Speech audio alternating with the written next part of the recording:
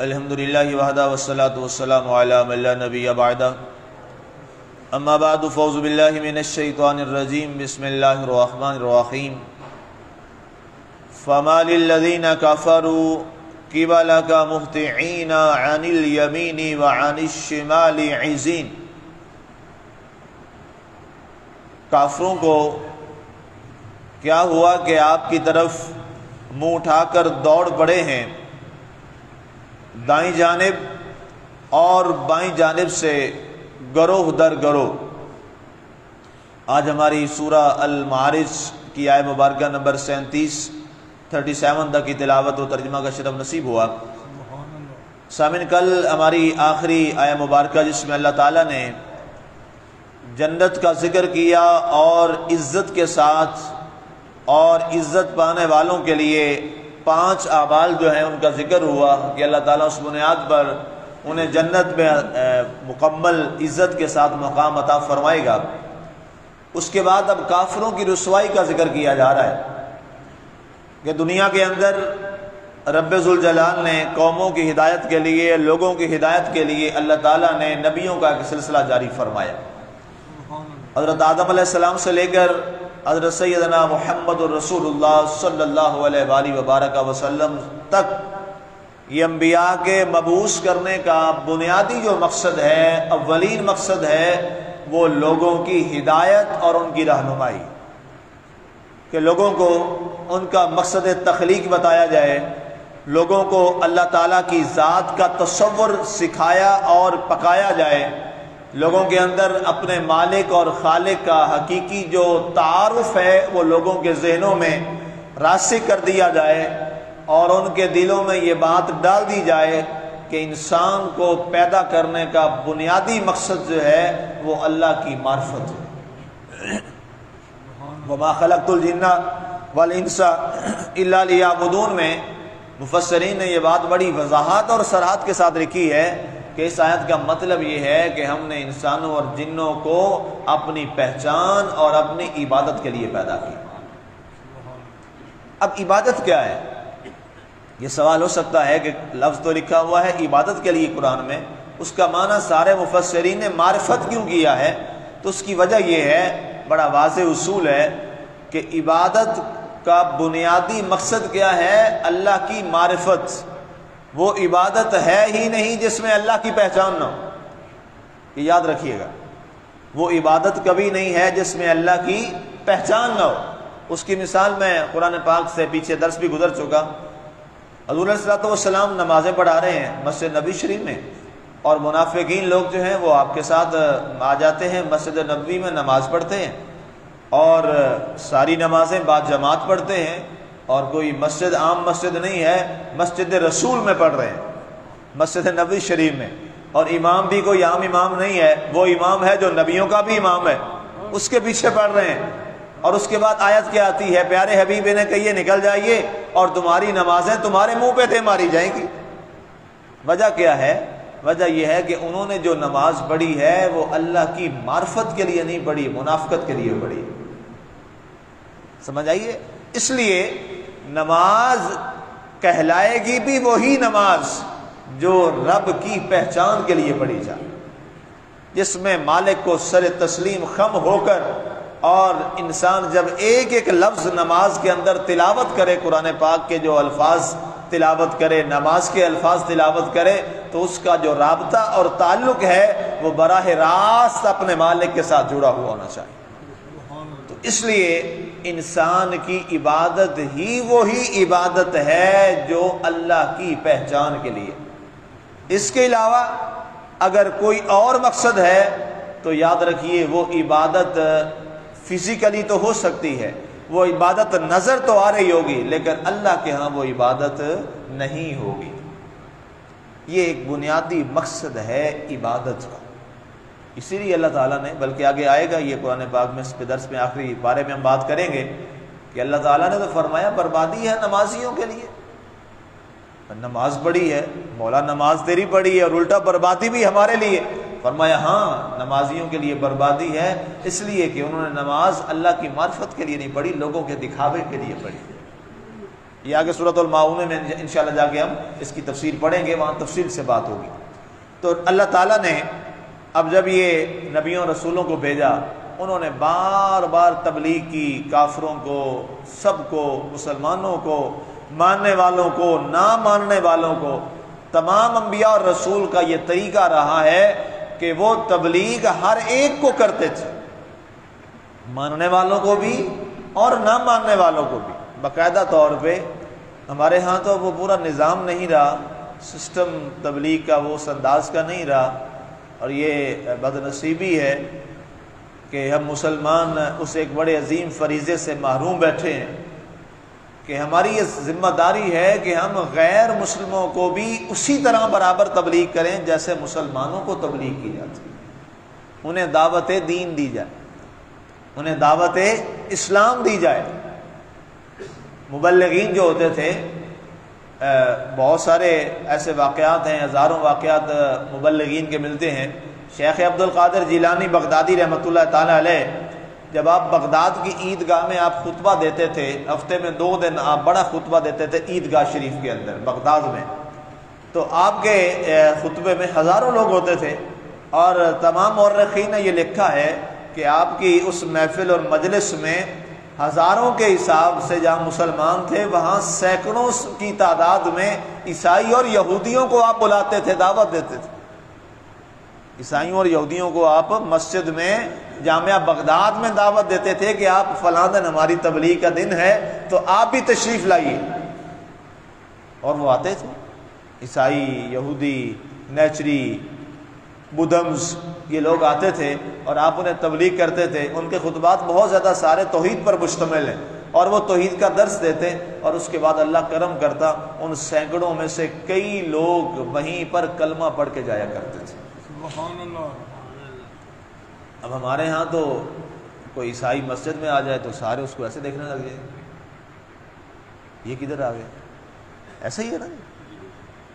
تو اسلام کو تو بلاک ہم نے خود کر رکھا ہے، مسلمانوں نے اسلام پہ بلاکیج تو ہم نے خود لگا رکھی ہے، اور پھر عوام کی نظر ہو گئے ممبروں والے بھی، ان کی خواہشات اور ان کی مرضی پہ چلنے کے لیے ممبروں والے بھی ان کے مطابق ہو گئے۔ ان کا اچھا یہ عیسائی تو مسجد میں بالکل نہیں آنا چاہیے۔ شیخ عبد القادر جیلانی سے بڑا عالم کون ہے؟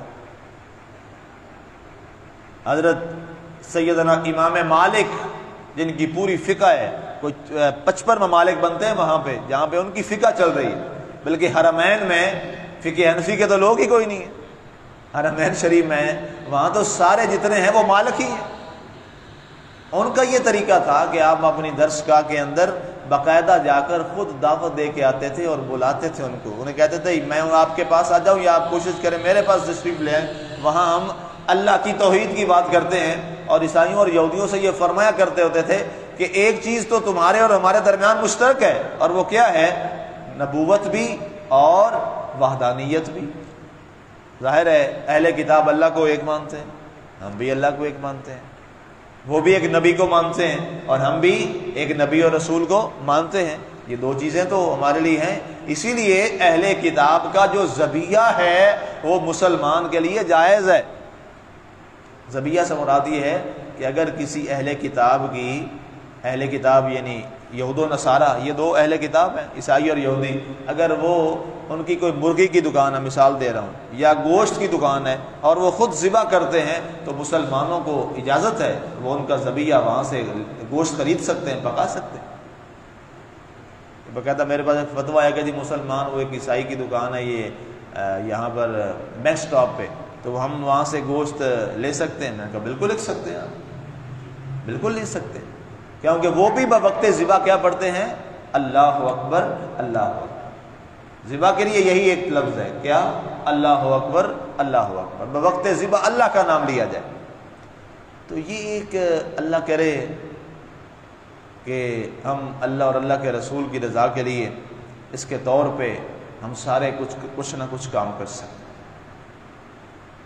اسلام کی تبلیغ اور اسلام کے ان لوگوں تک ہمیں پیغام پہنچانا اور بار بار کوشش کرنا جو نبیوں کا طریقہ رہا ہے۔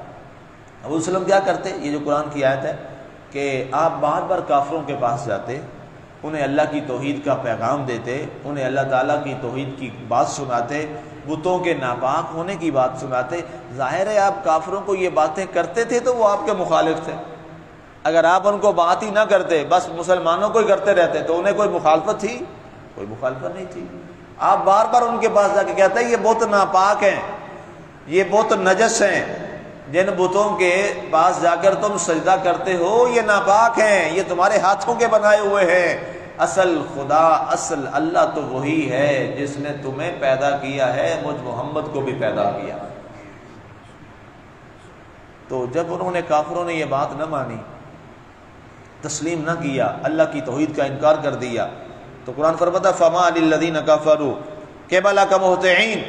اب جب قیامت کا دن ہوا، ظاہر ہے آپ انہیں بات بتاتے تھے کہ اگر تم نہیں مانو گے تو قیامت والے دن یہ حال ہو جائے گا کہ تمہیں جہنم میں ڈالا جائے گا، تم آگ میں جاؤ گے، تمہیں جلا دیا جائے گا، اور اگر تم اللہ کو مان لیتے ہو، اللہ کی توحید کو مان لیتے ہو، اللہ تمہیں اپنی رحمت میں جگہ دے گا، تمہیں جنت عطا فرمائے گا۔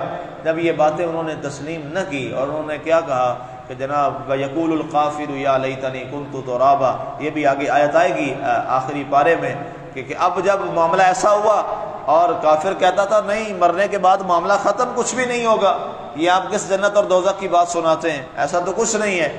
اب جب مر گیا کافر اور اس کو زندہ کیا گیا، اس کو اللہ کی بارگاہ میں لایا گیا، تو اب اس نے دیکھا کہ اوہو یہ تو نبی اور رسول صحیح کہا کرتے تھے۔ اب کافر کیا کہے گا؟ قرآن نے کہا ہے، قرآن نے فرمایا ہے، اللہ فرماتا ہے وَيَقُولُ الْكَافِرُ يَا لَيْتَنِي كُنْتُ تُرَابًا، ہائے کاش اب میں مٹی مٹی ہو گیا ہوتا، میرا وجود ختم ہو گیا ہوتا، اب تو میں زندہ ہو کے اللہ کے دربار میں کھڑا ہوں، میرے دامن میں تو ایک بھی نیکی نہیں ہے، نہ کوئی سچائی ہے، اب میں کدھر جاؤں؟ اب وہ کیا کریں گے؟ وہ گروہ در گروہ دوڑ کر آپ صلی اللہ علیہ وسلم کی طرف آئیں گے۔ اچھا، اب اس سے یہ بات بھی نکالی مفسرین نے کہ دنیا میں انہوں نے اس بات کو نہیں مانا، آخرت میں انہوں نے دیکھا کہ ظاہر ہے اور بھی نبی تھے اور بھی رسول تھے، بڑی وہاں انبیاء رسول کی تعداد ہوگی، ایگزیکٹ تو ہمیں نہیں معلوم کتنی تعداد ہے انبیاء کرام کی، 1,24,000 کم و بیش کہا جاتا ہے، تھوڑی بھی ہو سکتی ہے، زیادہ بھی ہو سکتی ہے، یہ تو اللہ بہتر جانتا ہے۔ وہ کسی اور کی طرف دوڑ کے نہیں جائیں گے، یہ سارے کافر دوڑ کے جائیں گے جناب سیدی رسول اللہ صلی اللہ علیہ وآلہ وسلم کی طرف، رحمت للعالمین کی طرف۔ اس کی وجہ یہ ہوگی کہ جب یہ اللہ تعالیٰ کا جلال عروج پر ہوگا تو روایات میں لکھا ہے ساری امتیں، سارے لوگ دوڑیں گے آدم علیہ السلام کی طرف، سب سے پہلے کہ ہمارا باپ ہے، ہم سارے آدم کی اولاد ہیں، تو آدم علیہ السلام کیا فرمائیں گے؟ لست لہا لست لہا، نہیں، اللہ بڑے جلال میں ہے، میں یہ کام نہیں کر سکتا، اللہ بہت جلال میں ہے، میں یہ کام نہیں کر سکتا۔ آپ اس سے اندازہ کریں اللہ کا جلال کتنا سخت ہوگا۔ تو آدم علیہ السلام جواب دے دیں، میں تمہیں فلاں کے پاس بھیجتا ہوں، اگلے نبی کے پاس، اگلے نبی کے پاس، چلتے چلتے قومیں ساری حضرت ابراہیم علیہ السلام کے پاس آئیں گی کہ آپ اللہ کے بڑے دوست ہیں، خلیل ہیں، آپ اللہ سے گزارش کریں، آپ بھی فرمائیں گے لست لہا، میں یہ کام نہیں کر سکتا، اللہ بہت جلال ہے، میں تمہیں اذهبوا الی غیری، فلاں نبی کے پاس چلے جاؤ۔ کہتے چلتے چلتے امتیں حضرت عیسیٰ علیہ السلام آخری جو سیکنڈ لاسٹ نبی ہیں ان کے پاس آئیں گی، بنی اسرائیل کے آخری نبی، تو آپ بھی فرمائیں گے لست لہا اذهبوا الی غیری، میں نہیں کچھ کر سکتا، میں تمہیں ایک اور دروازے پہ بھیج دیتا ہوں، مجھے یقین ہے وہاں سے تمہیں لست لہا کا پیغام نہیں سننا پڑے گا، وہ تمہارا کام کر دیں گے۔ تو حضرت عیسیٰ علیہ السلام ساری قوموں کو بھیجیں گے جناب سیدنا محمد الرسول اللہ صلی اللہ علیہ وسلم کے پاس۔ اب یہ معاملہ دیکھنے والا ہوگا کہ نبی رسول تو 1,24,000 کم و بیش ہیں، لیکن سب اس دن جواب دے دیں گے اور ساری امتیں اکٹھی ہو کر کس کے پاس آئیں گی؟ آپ کے اور میرے نبی کے پاس آ جائیں گے۔ کیا مقام اور درجہ اس میں دیکھنے والا وہ منظرنامہ ہوگا۔ سرکار کیا فرمائیں گے؟ انا لہا انا لہا انا لہا، یہ حدیث کے الفاظ ہیں۔ فرمایا ہاں، میں یہ نہیں کہتا کہ لست لہا، میں کہتا ہوں ہاں میں محمد اسی کام کے لیے بیٹھا۔ تو یہ وجہ ہے کہ اب کافر بھی دوڑیں گے۔ وہ بڑا مشہور ہمارے شیخ الحدیث صاحب رحمۃ اللہ تعالیٰ علیہ، مشتاق چشتی گولڈوی رحمۃ اللہ علیہ، ایک شعر پڑھا کرتے ہوتے تھے بخاری شریف ہمیں پڑھاتے ہوئے کہ آج رنگ لائی ہے رحمت ان کی سرے محشر، کہ بے گناہ ترسنے لگے گناہ کے لیے۔ کہتے ہیں اس وقت اللہ کی رحمت کا اندازہ ہوگا کہ اور رسول اللہ صلی اللہ علیہ وسلم کی رحمت للعالمین کا اندازہ ہوگا کہ جب رب نے سب ڈر گئے اور کوئی نہیں آیا، اس وقت بھی آگے بڑھا ہے جلال کے وقت تو جمال محمدی آگے بڑھا ہے۔ یہ ہے حضور صلی اللہ علیہ وسلم کی رحمت للعالمین سب کے لیے۔ تو اللہ فرماتا ہے اب یہ دوڑیں گے کافر، لیکن اب وقت نہیں ہے۔ ان الیمین وعن الشمال عزین، دائیں جانب سے بائیں جانب سے کافر گرو در گرو آپ کی طرف دوڑیں گے، لیکن اس وقت سرکار فرمائیں گے اب نہیں، میں نے دنیا میں تمہیں کس انداز میں کہا تھا، بار بار دعوت دی تھی، بار بار بلایا تھا، آؤ اللہ کی توحید کی طرف، آؤ میری رسالت کی طرف، لیکن تم نے میرا مذاق اڑایا، تم نے ٹھٹھا اڑایا، تم نے دین کا مذاق اڑایا۔ مسلمانوں ہمیں بھی سوچنا چاہیے، آج ہم مسلمانوں کے حالات بھی کچھ ایسے ہیں۔ آج مسلمان بھی دین کا مذاق اڑاتا ہے، دین والوں کا مذاق اڑاتا ہے، دین کے شعار کا مذاق اڑایا جاتا ہے، مسلمان اڑاتے ہیں۔ عیسائی یہودیوں کی بات میں نہیں کر رہا، مسلمان دینی شعار کا مذاق اڑاتے ہیں، دین کا مذاق اڑاتے ہیں۔ انہیں سوچنا چاہیے اور اللہ کا خوف کرنا چاہیے، وہ ایک دن آنے والا ہے جس دن دین اور صاحب دین کی وجہ سے ہی بچو گے، وگرنہ بچنے کا راستہ کوئی نہیں ہوگا۔ اس سے پہلے کہ وہ گھڑی آ جائے، اس سے پہلے ہمیں اللہ کے حضور توبہ کرنی چاہیے، اور اللہ ہمیں دین پر قائم رکھے، دین اسلام پر قائم رکھے۔ آمین وما علینا الا البلاغ المبین۔